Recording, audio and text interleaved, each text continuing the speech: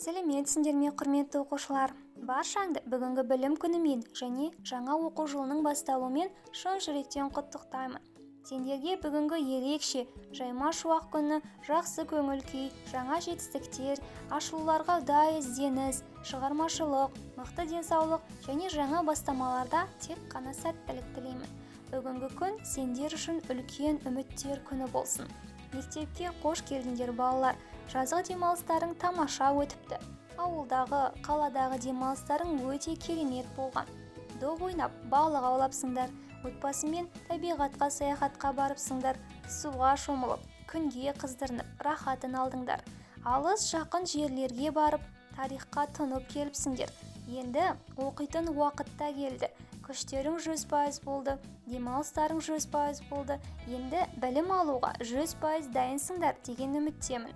Мектепте сендер кітап оқисыңдар, есеп шығарасыңдар, жазу жазасыңдар және спортпен айналысасыңдар.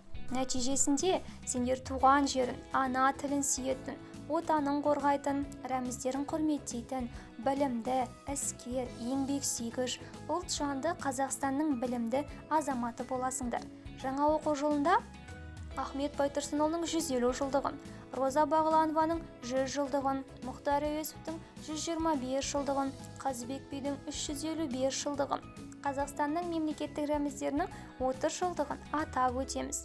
Жастық жалын тау қопаруға, шыңдарға шығуға, алынбас қамалдарды бағындыруға жетелесін. Соның бәрі еңбекқорлықпен және білімге деген құштарлықпен келетінін ұмытпаңдар. Білім нәрімен сусындап, ақылды азамат, отан сүйгіш рухтарың мықты болуын тілеймін. Азаматтық жігерлерің мұқалмасын. Асқар шыңдарды бағындырыңдар. Қонар тұғырларың биіктей берсін. Сабақтарыңды тек қана бестік бағаға оқып, қатарларыңның алды болыңдар.